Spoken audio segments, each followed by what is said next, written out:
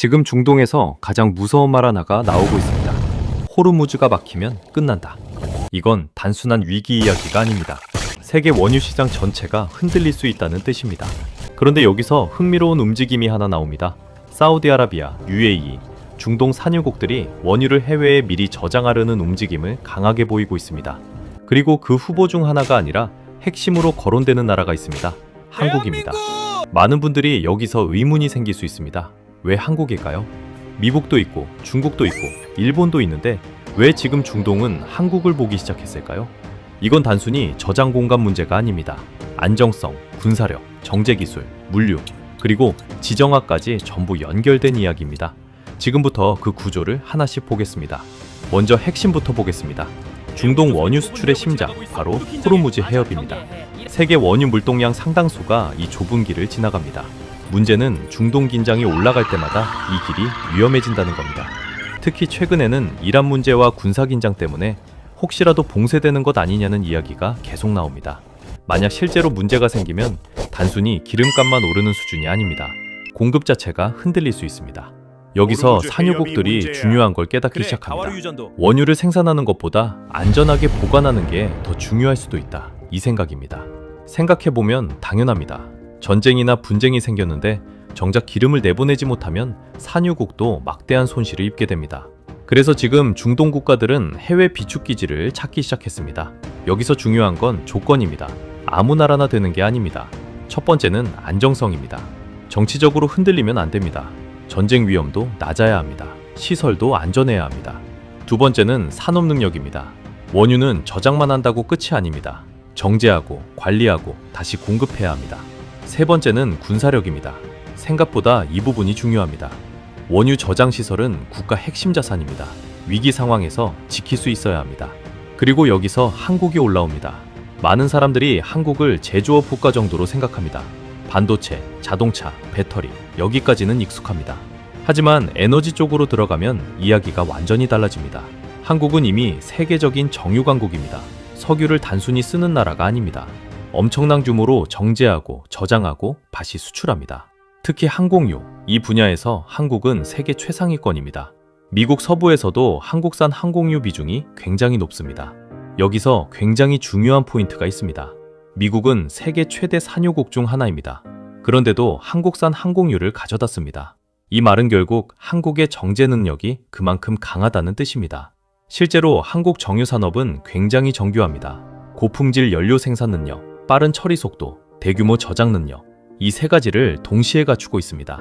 이 기반은 갑자기 만들어진 게 아닙니다. 1970년대 중화학 산업투자가부터 수십 년 동안 쌓아온 결과입니다. 그리고 이게 지금 와서 다시 평가받고 있습니다.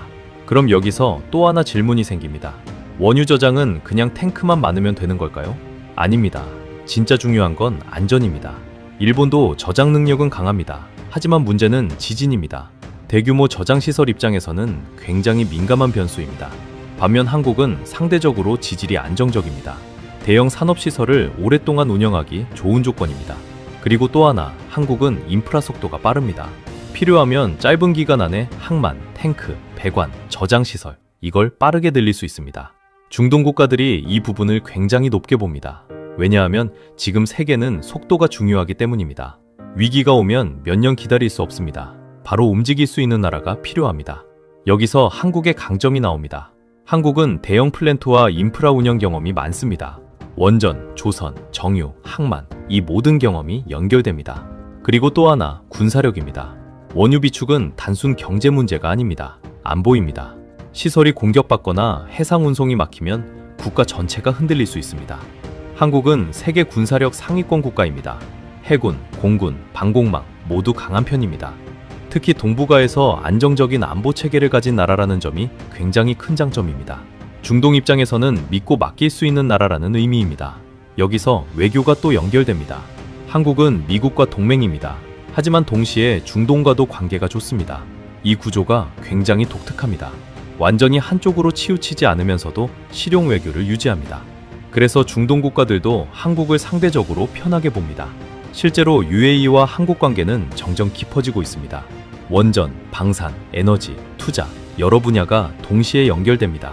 특히 중동은 한국 방산을 굉장히 높게 평가하기 시작했습니다. 천공 방공 시스템 이후 한국은 약속을 지키는 나라라는 인식도 커졌습니다. 이 신뢰가 중요합니다. 에너지 협력은 결국 신뢰 산업이기 때문입니다. 여기서 러시아 이야기도 연결됩니다. 러시아 역시 한국 조선 기술을 굉장히 높게 평가합니다. 대표적인 게 쉐빙 LNG 운반선입니다. 북극은 일반 선박이 다닐 수 없습니다. 얼음을 깨면서 움직여야 합니다. 극저온 환경에서도 안정적으로 움직여야 합니다. 이 기술은 세계 최고 난도 수준입니다. 그리고 한국은 이 분야 최상위권입니다. 러시아 입장에서 보면 북극 개발과 에너지 수출 방향 전환에 한국 기술이 굉장히 중요합니다. 특히 북극 항로가 열리면 러시아와 한국은 물리적으로 더 가까워집니다. 이건 단순 거리 문제가 아닙니다. 물류 시간, 운송 비용, 공급 안정성 전부 달라집니다. 그리고 여기서 하나 더 주목할 부분이 있습니다. 지금 세계는 단순히 원유만 거래하는 시대가 아닙니다. 에너지 안보 자체를 거래하는 시대에 들어가고 있습니다. 예전에는 누가 더 싼 기름을 파느냐가 중요했습니다. 지금은 다릅니다. 위기 상황에서도 누가 끝까지 공급을 유지할 수 있느냐, 이게 훨씬 중요해졌습니다. 그래서 중동 국가들도 단순히 저장 탱크 숫자보다 정치 안정성, 군사 안정성, 물류 연결성, 정제 능력, 이걸 함께 보기 시작합니다. 그리고 이 조건을 동시에 충족하는 나라가 생각보다 많지 않습니다. 미국은 강합니다. 하지만 너무 멉니다. 중국은 시장이 큽니다. 하지만 지정학적 부담이 존재합니다. 일본은 기술력이 뛰어납니다. 하지만 지진 리스크가 있습니다.